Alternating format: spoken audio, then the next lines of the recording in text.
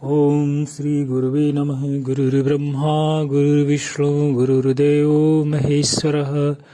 गुरुः साक्षात् परम ब्रह्म तस्मै श्री गुरुवे नमः। भगवान श्रीमद् भगवद गीता का ये 5वें अध्याय का 10वां श्लोक है। कह रहे हैं भगवान यहाँ निष्काम कर्म योग सुगम है। क्यों सुगम है? क्योंकि जो पुरुष सब कर्मों को परमात्मा में अर्पण करके और आसक्ति को त्याग कर कर्म करता है, वह पुरुष जल से कमल के पत्ते की भांति पाप से लिप्त नहीं होता।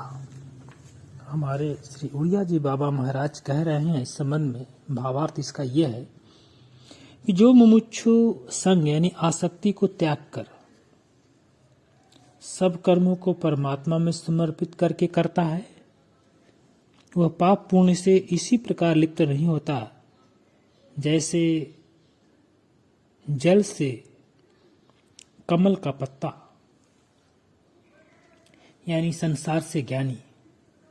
व्याख्या भगवान कह रहे हैं कि ब्रह्म शब्द से यहाँ सगुण या निर्गुण ब्रह्म समझना चाहिए। आत्मा का तो यहाँ प्रसंग नहीं है। ऐसे तत्ववेत्ता से पाप तो कोई होता नहीं और वह भगवान का भक्त है, इसलिए उसे पुण्य कर्म के फलस्वरूप ब्रह्मलोक आदि जितने भी लोक हैं, गोलोक ब्रह्मलोक आदि आदि की प्राप्ति भी नहीं होती है। इस प्रकार वह पाप पुण्य दोनों से ही मुक्त रहता है। भगवान उपरोक्त श्लोक में यह दिखलाया गया है कि निष्काम उपासक कर्म फल से लिप्त नहीं होता। भगवान यह बतलाते हैं कि वह चित्त शुद्ध के लिए केवल शरीर और इंद्रियों से कर्म करता रहता है। हमारे संत ज्ञानेश्वर जी महाराज कहते हैं इस संबंध में, जिस समय चैतन्य के आश्रय से अकृतित्व स्थिति प्राप्त होती है, उस समय समस्त इंद्रियों की वृत्तियां अपने अपने विषयों में विचरण करती रहती हैं। जैसे दीपक के प्रकाश में घर के सारे क्रियाकलाप होते रहते हैं, वैसे ही कर्मयोगियों के देह संबंधी सारे कार्य होते रहते हैं। कर्मयोगी सब कर्म करता है, पर जैसे जल में रहते हुए भी कमल पत्र उस जल से नहीं भींगता, वैसे ही कर्म करते हुए भी कर्मयोगियों के साथ कर्म का लेप नहीं होता है। हमारे स्वामी अखंडानंद जी महाराज इसे बहुत अच्छी व्याख्या करते हैं। कह रहे हैं कि कर्मों का अधिष्ठान ब्रह्म है। कर्मों को सत्ता स्फूर्ति देने वाला ब्रह्म है।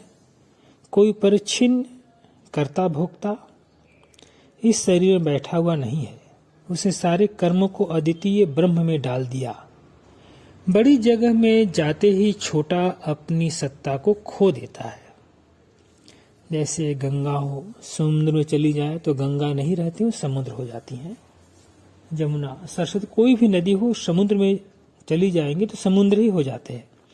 अपरिच्छिन्न अधिष्ठान प्राप्त होते ही जो परिच्छिन्न है, छोटा है, अपना अत्यंताभाव के अधिष्ठान में हो जाता है। इसलिए उसकी परिच्छिन्नता मर जाती है। कर्म तभी तक है जब तक ब्रह्म में इनका आधान नहीं होता। संगम त्यक्त्वा, उसमें यह आसक्ति नहीं है कि कर्म का फल मिले अथवा कर्म पूरा हो जाए अथवा मैं एक बड़ा सा काम करके दिखा दूं, बस वह कर रहा है। कह रहे लिप्यते न स पापेन। पापेन का अर्थ है कर्म फलेन, चाहे वह पाप कर्म से चाहे पुण्य कर्म से हो। छांदे को उपनिषद में भगवान ने कहा है, एवं विधि पापम कर्म न इसलिए अवस्थे। इस श्रुति के व्याख्यान में श्री शंकराचार्य जी ने पाप का अर्थ कर्म मात्र किया है। जैसे जल पद्म पत्र का स्पर्श नहीं कर सकता, कमल के पत्र का स्पर्श नहीं कर सकता, इसी प्रकार कर्म उसका स्पर्श नहीं कर सकता, लेप नहीं कर सकता। बस आसक्ति नहीं है और परब्रह्म परमात्मा में अधिष्ठान में यह संपूर्ण अध्यस्त बिना हुए ही स्फुरित हो रहा है। प्रकाश के अत्यंता भाव के अधिष्ठान प्रकाश से वस्तु नितांत मिथ्या है। करो कर्म और कर्म होता है तो होने दो। प्रणाम भगवान, आगे कल। ओम श्री गुरुवे नमः। ओम शांति शांति शांति।